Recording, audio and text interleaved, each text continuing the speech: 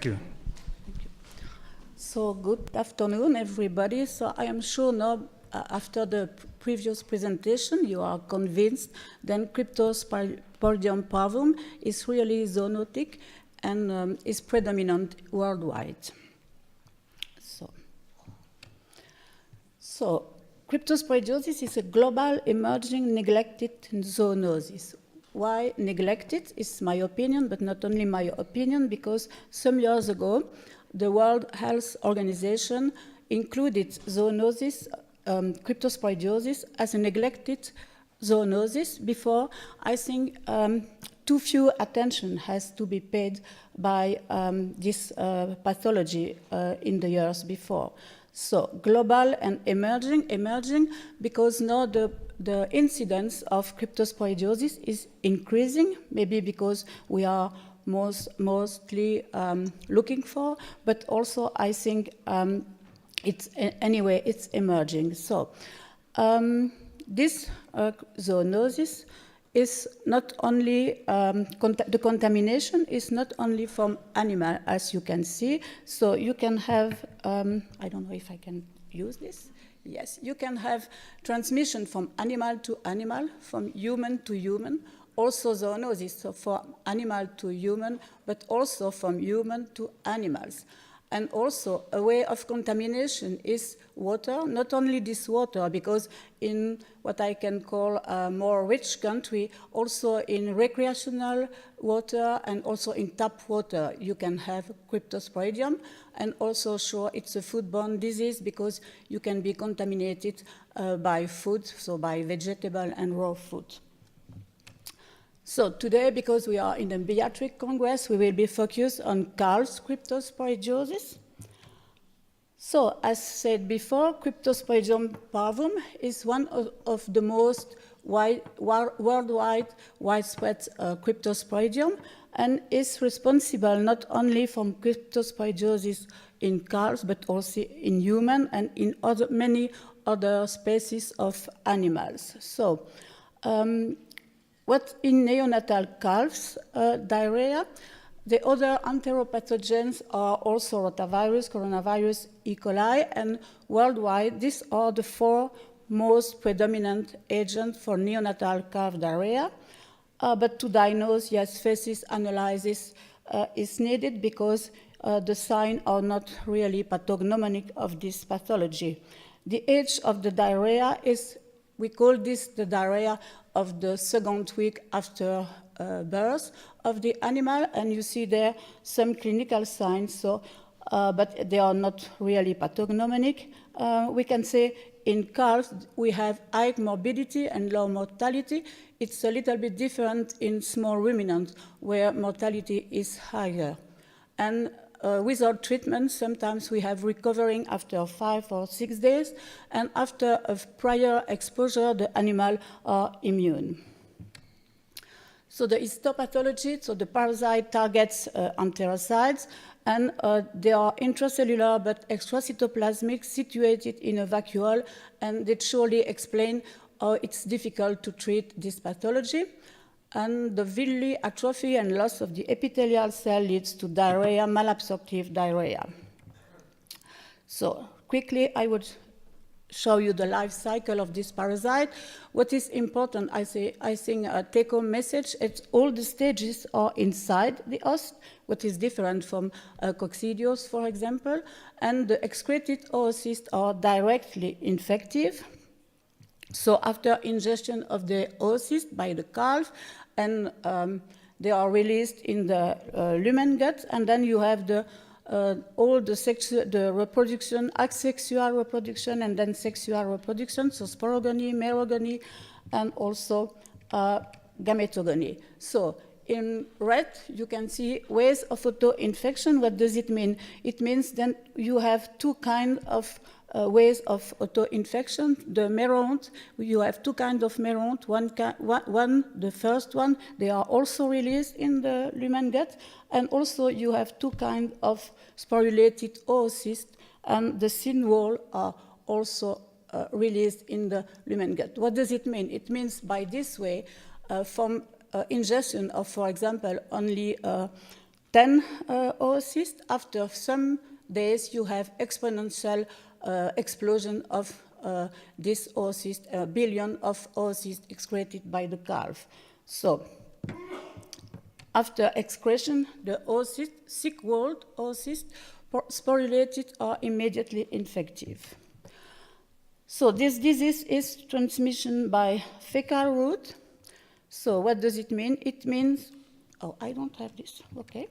So it means that the calves, if they are located with other infected animals, they could be contaminated, but also if they are located with older infected animal. Where can we find oocysts? We can find on the floor, on the walls, on the ends of the antler, and also on the feeding utensil, and anywhere when the calf can lick or suckle something. Okay. So how is it so difficult to control cryptosporidiosis? One thing, it's the long survival of oocysts in the environment, and these oocysts are resistant to commonly used disinfectant. The oocysts can survive several months in cool, moist environment, and also, as I told you, a low infective dose is needed to provoke infection of the animals. As few as 10 oocysts can provoke cryptosporidiosis, and also therapy options are very poor. There are up to now no vaccine, and many molecules have been tested, but in veterinary medicine, up to now, only 2 with satisfactory results. One is prophylactic, is allofuginone lactate, and is only in EU licensed, and another one, paromycin, is licensed in most of European countries for E. coli, but since July of this year is also licensed now in UK for antiprotozoal properties. So, to summarize, cryptosporidiosis is a zoonotic disease which can spread rapidly within farm or group, so it explains the importance of biosecurity. Maybe you ask, what is biosecurity? In biosecurity, you have bio means life, and security means protection. So this definition from Koblenz could be a nice one. It's the sum of strategies, processes, and knowledge to prevent disease incursion and the spread of infectious pathogens in a range of domains where disease occurs amongst humans, animals, and plants, or more broadly, within an environment. So maybe I'm sure you are more interested in biosecurity on livestock farming. On livestock farming, here we have 5 stages to explain the biosecurity approach. You have to avoid the penetration of the pathogen in the farm, so it's bio-exclusion. In the farm, you have to avoid the contamination from one group of animal to the other, is biocompartmentation, and you have to avoid also to spread the pathogen outside the farm, it's biocontainment, and also sure you have to avoid human contamination and environment contamination. So in 10 minutes, I will try to explain you how we can manage this.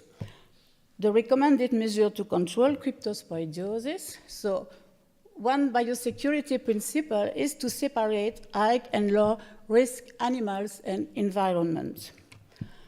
So never mix newborn calves with calves older than 3-4 days. As you see in the previous presentation, they excreted oocysts at this time, so the optimal should be to rear them in individual pens for at least the first 2 weeks. Also, you have to house calves of same age in small groups and in suitably prepared pens. It means in pens very well hygiene managing, and don't forget that larger animal groups pose higher risks. So also the calves with diarrhea have to be quickly identified and to be isolated in special pen, we call this hospital pen, till a week after scouring stops. So here I will show some pictures from the best one to the most difficult to manage. So in individual pen like this, it's okay. Individual feeding, it's also the best way, because if you are feeding like this one, you increase the risk of contamination. Another biosecurity principle is to reduce the infection pressure. So if possible, it's better to spread out the calving period, because in the farm, when you have a well-defined calving period, the infection pressure is very high, and cryptosporidiosis very often occurs the second half of the calving period. The importance also of hygiene, sure, the calving pen and calf rearing pens have to be thoroughly cleaned, we will see after, and left free of animal.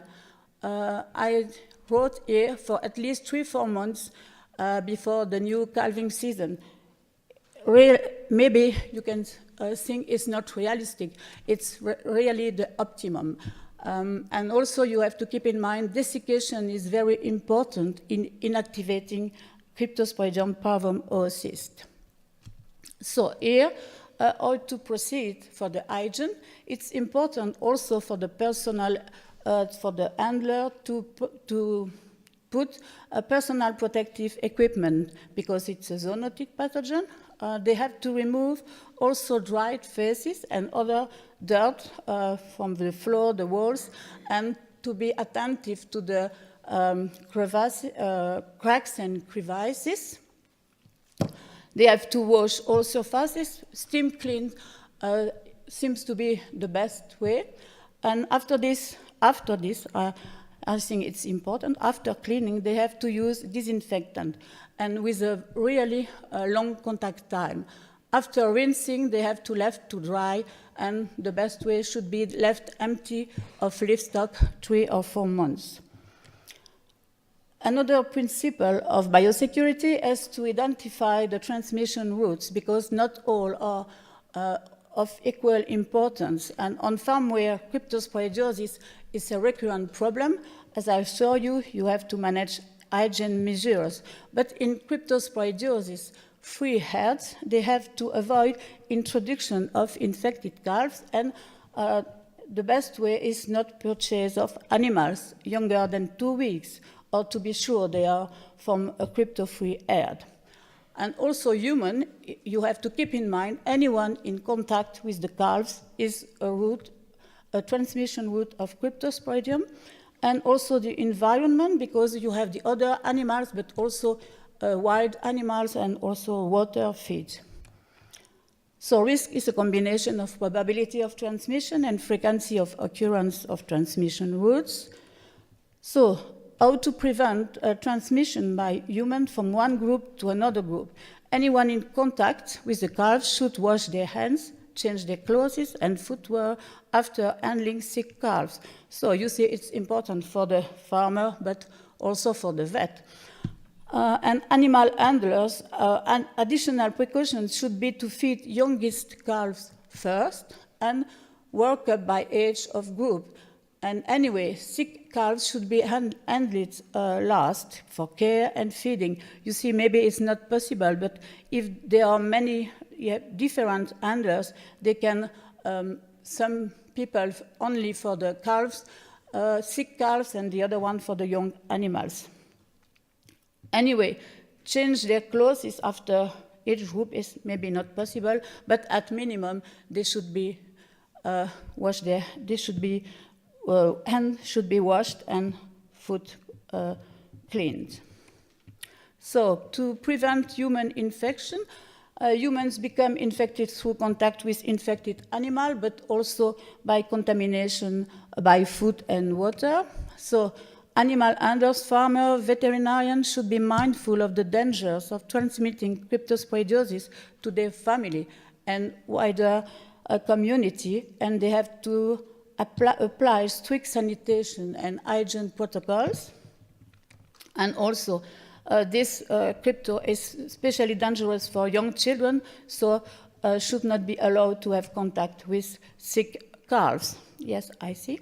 The last one, for the farmer, they have to prevent growth contamination, so be very careful when disposing of slurry and dung from calves infected with Cryptosporidium parvum. And the conclusion, because I see it's right, because of its substantial economic impact in farms and to prevent the spread of a zoonotic agent, the control of cryptosporidiosis remains a major challenge for a successful One Health response. And I think it's very important to know that the vet practitioner, it's the reason of my presentation today, play a key role in communicating and implementing biosecurity measures on farms, so they should inform the livestock owners of the hazard that results from contact with visibly but also sometimes invisibly infected animal, and to provide them the basic knowledge of sanitary measures required to protect people and environment. And I would like to thank my colleague, Dr. Marie-France Amblay and Professor Lawson from Liège University, and I also would like to thank you for your attention.